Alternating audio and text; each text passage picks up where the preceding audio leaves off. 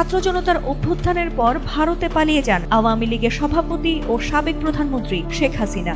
ভারতে পালিয়ে গিয়েও রেহাই পাচ্ছেন না ছাত্র জনতা হত্যা মামলার আসামি ফ্যাসিস্ট হাসিনা। এক ফাঁস হওয়া অডিও যেন হাসিনার রাজনীতির কফিনে শেষ পেরেক ঠুকে দিল।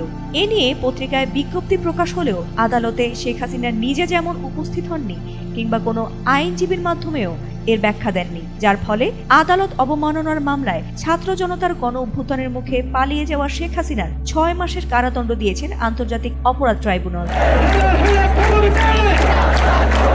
বুধবার বিচারপতি গোলাম মর্তুজা মজুমদারের নেতৃত্বে 3 সদস্যের ট্রাইব্যুনাল এই আদেশ দেন।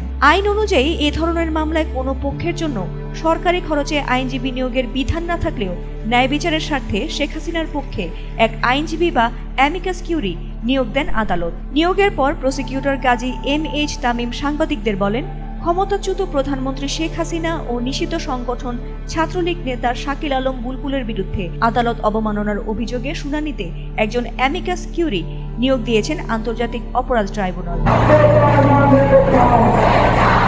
এরপর জুলাই অভ্যুত্থানের ঘটনায় দায়ের করা মামলা নিয়ে দেয়া বক্তব্যের প্রেক্ষিতে শেখ হাসিনা ও ছাত্রলীগ নেতা বুলবুলের বিরুদ্ধে গত 30 এপ্রিল আদালত অবমাননার অভিযোগ দাখিল করেন চিফ প্রসিকিউটর।